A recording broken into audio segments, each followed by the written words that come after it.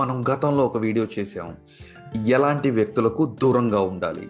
ఈ వీడియోలో మనం డిస్కస్ చేయబోయేది ఎలాంటి వ్యక్తులకు మనం దగ్గర కావాలి. So let's get into the video. చాలా వ్యక్తులు మన చుట్టూ ఉంటారు. అలాంటి వ్యక్తుల్లో మనం గతంలో మాట్లాడుకున్నట్టుగా పీపుల్ ప్లీజర్స్ ఉంటారు, నార్సిసిస్టులు ఉంటారు.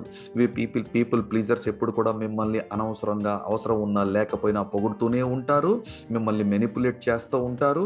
నార్సిసిస్టులు ఎంతసేపు మీరు వాళ్ళ చుట్టూ ఉంటూ వాళ్ళని పొగుడుతూ ఉండాలి, వాళ్ళే సుపీరియర్గా ఫీల్ అవ్వాలి, ఎక్కడున్నా సరే వాళ్ళే హీరోలుగా ఉండాలి, అందరూ వాళ్ళనే గుర్తించాలి అనేటటువంటి ఒబ్సెస్డ్ ఫీలింగ్తో ఉంటారు.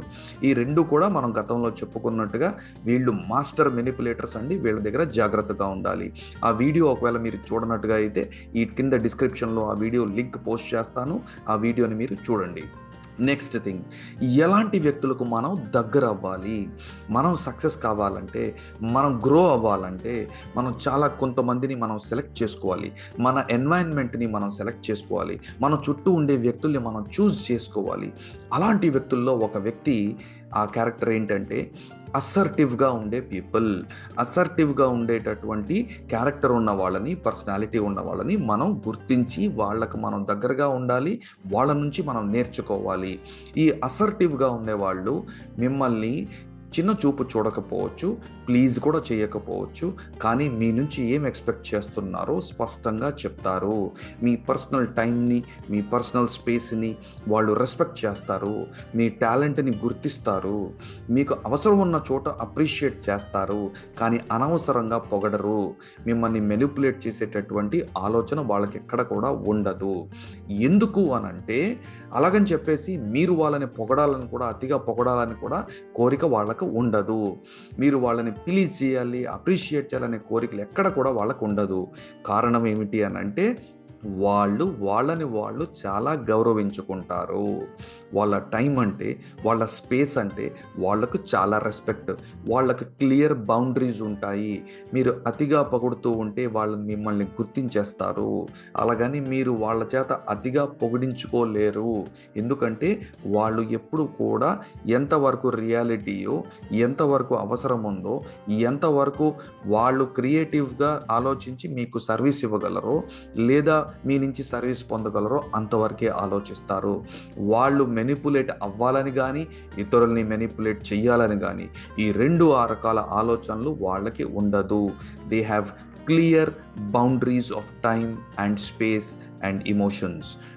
వాళ్ళని మీరు బాధ పెడితే బాధపడతారేమో, కానీ మిమ్మల్ని బాధ పెట్టాలనే ఉద్దేశం వాళ్ళకి ఎక్కడ ఉండదు. వాళ్ళ మనసులో ఏముందో వాళ్ళు క్లియర్గా ఆర్టికులేట్ చేసి, ఓవర్ కాన్ఫిడెంట్గా కాకుండా కాన్ఫిడెంట్గా ఎక్స్ప్రెస్ చేస్తూ వాళ్ళు మీతో చెప్పగలరు. ఇది నాకు నచ్చలేదు అనేది గట్టిగా చెప్పలేకపోయినా, నాకు ఇది నచ్చలేదు అని చెప్పేస్తారు. అలాగే మీరు కూడా మీ లైఫ్ పట్ల బౌండరీస్ కలిగి ఉండటం గురించి ప్రాక్టీస్ చేయండి. ఇతరులు, ఈ పీపుల్ ప్లీజర్స్ లాంటి వాళ్ళు, నార్సిసిస్ట్ లాంటి వాళ్ళు మిమ్మల్ని మెనిపులేట్ చేయగలుగుతున్నారంటే, మీరు మోసపోయారంటే, మీ చుట్టూ ఉన్న వాళ్ళు ఇప్పుడు కూడా మిమ్మల్ని ఓవర్గా ప్లీజ్ చేస్తూ మిమ్మల్ని మోసం చేసేటటువంటి పనిలో ఉన్నారు. లేదా మీ బాస్ కానీ ఎవరైనా సరే నార్సిసిస్ట్ పర్సనాలిటీతో ఎంతసేపు మిమ్మల్ని మీతో పొగిడించుకుంటూ మీతో పని చేయించుకుంటున్నారు అనంటే, మీకు రావాల్సిన ఒక మోస్ట్ ఇంపార్టెంట్ స్కిల్ ఏంటంటే మీ బౌండరీస్ డ్రా చేసుకోవడం. ఆ బౌండరీస్ మిమ్మల్ని కాపాడుతాయి. అది మీ సైకలాజికల్ బౌండరీస్, మీ ఇమోషనల్ బౌండరీస్, మీ స్పిరిచువల్ బౌండరీస్ని మీరు క్లియర్గా డ్రా చేసుకోవాలి.